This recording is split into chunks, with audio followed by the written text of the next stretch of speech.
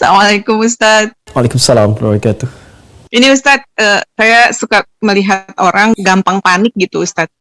Apakah itu bagian dari fitrah? Maksudnya apakah setiap orang tuh fitrah takutnya sama atau Allah beda-bedakan gitu? Tapi kok ada yang kayaknya panikan banget, dikit-dikit takut, dikit-dikit takut gitu, takut ini, takut itu gitu. Terus yang kedua, masalah pendidikan anak gitu. Bagaimana Ustadz supaya anak-anak lebih takut dalam pengawasan Allah gitu, saat berbuat salah dalam pengawasan Allah daripada takut sama setan misalnya Ustadz. Kayaknya mereka lebih takut sama setan gitu daripada sama adanya malaikat atau adanya pengawasan Allah gitu Ustadz. Baik, yang pertama, takut yang Allah tanamkan pada jiwa secara fitrah itu ketakutan yang wajar. Ketakutan yang wajar sifatnya. Wajar itu ada di tengah. Ya, wa kadzalika ja'alnakum ummatan wasata, Quran surah ke-2 ayat 143. Demikian kami jadikan kalian umat yang pertengahan. Ya. Jadi saya ingin menunjuk kata wasatanya di sini. Ya, walaupun ini menunjuk kepada sikap, saya ingin tunjukkan pertengahannya. Jadi tengah-tengah ini maksudnya adalah hal yang wajar. Ya, takut, gelisah seperti tadi yang saya contohkan. Gelisah kalau tiba-tiba anak pulang terlambat, ya. Ya, gelisah ketika awan pekat, mendung, itu gelisah yang wajar. Ini bisa kita tarik ke kanan, bisa kita tarik ke kiri. Kalau yang standar, yang wajar, yang biasa ini, kita naikkan levelnya untuk mendekat kepada Allah. Dengan berlatih, berzikir, belajar, tidak harus meninggalkan aktivitas harian. Karena kerabat-kerabat, sahabat-sahabat Nabi pun, yang pebisnis, yang politisi, itu kan? Yang diplomat, yang birokrat, itu banyak. Tapi mereka malamnya masih sempat tahajud. Yang kata Imam An-Nawawi dalam kitab At-Tibyan fi Adab Hamalatil Quran itu sampai khatam Al-Quran. Utsman bin Affan, Tamim Ad-Dari, ya, dan sebagainya. Banyak sekali pejabat-pejabat. Bahkan di militer Nabi punya 38 sahabat yang panglima dari 12.000. Itu mereka ketakwaannya tinggi, zikirnya tinggi. Nah, mereka naikkan levelnya dari yang wajar menjadi tinggi, sehingga harapannya dengan itu semua selalu ada dalam perlindungan Allah Subhanahu wa Ta'ala. Jadi ketakutannya bukan ketakutan biasa lagi, bukan standar, tapi naik di atas itu, cuma sifatnya positif. Sifat takut positif ini adalah sifat takut yang mengantarkan dia selalu berada dalam perlindungan Allah. Jadi kalau misalnya dia mau bicara, dia tata dulu nih, pembicaranya Allah ridha nggak? Kalau bicara nyakitin orang lain nggak sih? Lawan bicara kita tersinggung tidak? Kalau bercanda pun dia cari kata-kata yang tidak berlebihan. Nah itu adalah penjagaan. Jadi yang keluarnya itu outputnya selalu yang baik. Ya, tapi jiwanya terkontrol dalam keadaan tenang. Itu yang positif. Kalau negatif, dari yang wajar tadi yang tengah-tengah, itu terbawanya apa yang disebut sekarang dengan anxiety itu. Kegelisahan yang tidak wajar, sedikit-sedikit gelisah, sedikit-sedikit penasaran. Sehingga yang keluar dari situ apa? Pertanyaan-pertanyaan yang tidak wajar. Ya, pikiran-pikiran yang tidak wajar. Sehingga memberikan bahkan beban kepada pikiran, bukan ketenangan.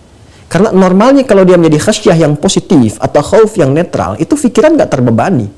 Masih biasa. Tinggal dia berikhtiar mengatasi itu. Tapi kalau sedikit-sedikit dia mendapatkan kegelisahan yang memberikan beban kepada pikiran, itu was-was dari syaitan. Yaitu was-was. Dan setan memberikan ketergesa-gesaan. Innamal ajalatu minasyaitan, kata Nabi. Ketergesa-gesaan itu dari setan. Ya, untuk bersikap dan sebagainya. Maka bagaimana keluar dari situ? Mendekat kepada pilihan-pilihan zikir. Ya, yang pertama adalah membangun kekuatan keyakinan dengan Allah. Berlindung, kata Nabi, kepada Allah dari godaan setan. Anda bisa mengatakan satu di antara doa yang Anda bacakan, Rabbi inni a'udzubika min hamazatis syayatin wa a'udzubika rabbi ayyahdurun. Jadi kalau sedang hadir kegelisahan-kegelisahan, apa yang orang kenal dengan anxiety misalnya, ya, kegelisahan yang tidak wajar, yang tadi saya sampaikan ke aspek ke sebelah kiri, maka segera permohon kepada Allah berlindung. Ya Allah, aku berlindung kepadamu dari kehadiran setan yang memberikan was-was dan kegelisahan yang tak wajar. Ya kan? Atau Anda bisa katakan a'udzubillahi minasyaitonir rajim. Itu yang pertama.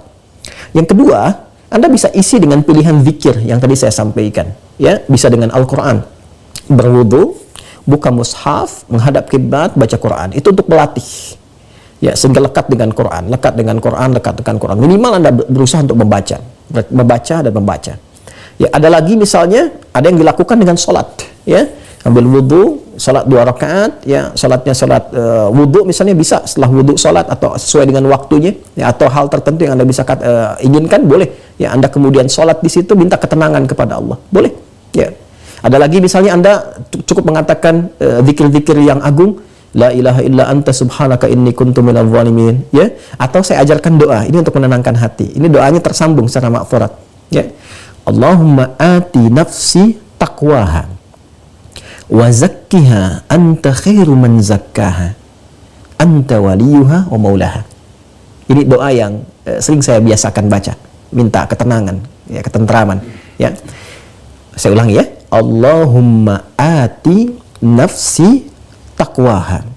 Duhai Allah, anugerahkan kepada jiwaku pengendalian dalam takwa. Wa zakkiha anta khairu man zakkaha. Dan bersihkanlah ia dari segala gangguan dan kotoran, karena engkaulah yang maha untuk melakukannya. Anta waliyuha wa maulaha. Engkau pemilik dan pengendalinya. Saya ulang ya. Allahumma ati nafsi taqwaha wa zakkiha anta khairu man zakkaha anta waliyuha wa maulaha. Itu doa asalnya. Kalau dihadapkan pada situasi yang besar yang berpotensi melahirkan kegelisahan, ini bukan muncul dari kita tiba-tiba, tapi hal yang besar yang akan kita hadapi, menghadap seseorang, menghadap ini, dan berpotensi kita agak khawatir atau takut, maka baca doanya Nabi Musa, ya, yang di surat Thaha itu, Rabbi shrahli sadri wa yassirli amri wahlul 'uqdatam min lisani yafqahu qawli. Nah, itu diantaranya. Sedangkan yang kedua, bagaimana menanamkan rasa takut kepada anak. Anak itu bening, jernih, dan hanya mendapatkan pantulan dari lingkungan sekitarnya. Itu yang kata Nabi, kullu mauludin yuladu 'alal fitrah. Setiap yang lahir itu berada dalam fitrahnya. Jadi anak itu baik, bersih, bening, gitu kan? Nah, kemudian juga cenderung kepada kebaikan. Tapi fa'abawahu, lingkungan sekitaran, yuhawidanihi au yunassirani au yumajjisani, memberikan pengaruh kepada dia. Nah, maka hal terbaik kata Al-Quran, ya Al-Quran dulu, menjadikan anak itu dekat dengan Allah, takut kepada Allah yang positif tadi itu, bentuk lingkungan di keluarga yang baik.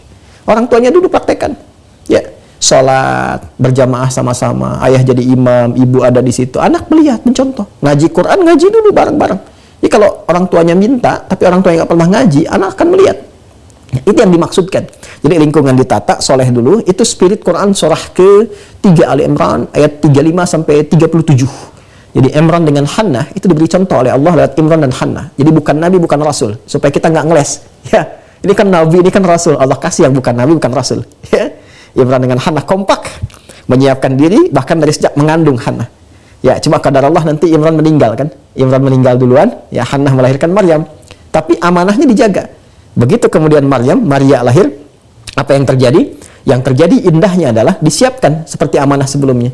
Dipilih guru yang baik Nabi Zakaria, ditempatkan di tempat yang baik mihrab, kemudian dirawat di sekitarnya dengan cara yang terbaik. Apa yang terjadi?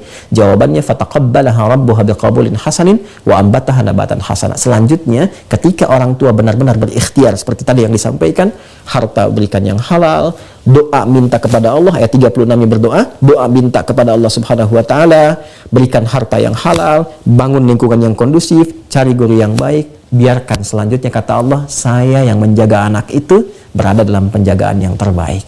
Itu spiritnya. Dan prakteknya ada di Quran surah 31, Luqman ayat 13 sampai dengan 19.